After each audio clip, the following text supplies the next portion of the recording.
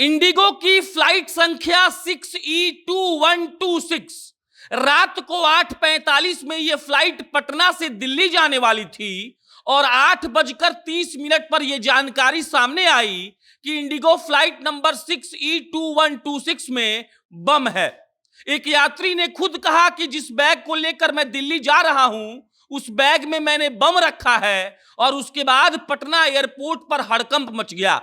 रात को 8:30 से लेकर लमसम 12 बजे तक पटना एयरपोर्ट के अधिकारियों सहित सीआईएसएफ के जवान, पटना के डीएम साहब, पटना के एसएसपी साहब वहीं पर तैनात थे और उसके बाद बम खोजा जाने लगा। कहा गया कि एक यात्री जो पटना एयरपोर्ट के उस फ्लाइट में जाकर बैठ चुका था, बोर्डिंग हो चुकी थी, फ्लाइट का गेट अब बस बंद होने वाला था कि उस यात्री ने कहा कि मेरे बैग में बम है, मुझे जल्दी फ्लाइट से उतार दो वरना बम फट जाएगा। और उसके बाद हुआ ये कि लमसम 5 घंटे तक पटना एयरपोर्ट पर सघन जांच की गई। सारे यात्रियों का बैग खोलकर चेक किया गया। उस यात्री से पूछताछ हुई जिसने इस बात की अफवाह फैलाई कि मेरे बैग में बम है और उसके बाद उस फ्लाइट को अंततः कैंसिल कर देना पड़ा। हुआ यह था कि एक गुरप्रीत नाम का आदमी पटना से दिल्ली जा रहा था, उसके साथ उसके माता पिता भी थे और अचानक फ्लाइट में बैठने के बाद गुरप्रीत कहता है कि मेरे बैग में बम है और उसके बाद जो 134 यात्री उस फ्लाइट में बैठे हुए थे सबकी सांसें अटक गई। सबको लगा कि जीवन का आज आखिरी दिन है और उसके बाद पायलट ने जब ये बात सुनी तो उसने एयरपोर्ट अथॉरिटी को ये बताया और उसके बाद सीएसआईएफ के जवान आए, बम निरोधी दस्ता आया, कुत्ते लाए गए और उसके बाद सघन जांच की प्रक्रिया शुरू हुई, लेकिन अंततः कोई भी बम नहीं मिला।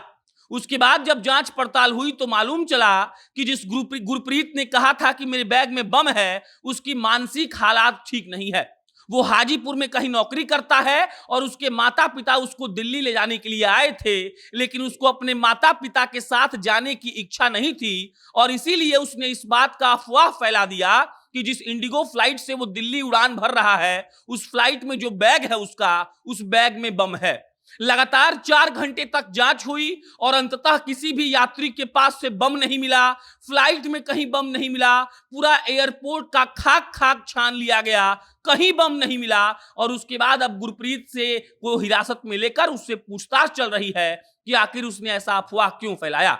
रात को 8:30 बजे जब ये कल खबर आई तो एक वक्त के लिए लगा कि जो बिहार टेरर मॉड्यूल का बात चल रहा है कहीं वो सच तो नहीं है। क्या वाकई में इंडिगो फ्लाइट में जो व्यक्ति सफर कर रहा है उसके बैग में बम है? और सघन जांच के बाद यह पाया गया कि वो व्यक्ति अफवाह फैला रहा था, उसकी मानसिक हालात ठीक नहीं थी। और एक यात्री ने बताया कि जैसे ही हम फ्लाइट में बैठे, गेट अब बंद होने वाला था, फ्लाइट अब पटना से दिल्ली के लिए उड़ान भरने वाली थी, तैसे ही उस व्यक्ति ने कहा कि जल्दी मुझे इस फ्लाइट से उतारो, इस फ्लाइट में बम है। और उसके बाद होना यह था कि सारे यात्री इतने डर गए कि किसी के मुंह से आवाज तक नहीं निकल रही थी।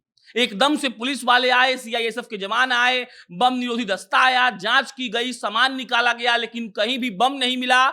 और उसके बाद अब वो फ्लाइट कैंसिल हो गई है। आज सुबह उन सारे यात्रियों को पटना से दिल्ली के लिए रवाना किया जाएगा और उसके बाद गुरप्रीत और उसके साथ साथ उसके माता पिता से भी इस बात की पूछताछ चल रही है कि आखिर गुरप्रीत ने ऐसा भद्दा मजाक क्यों किया।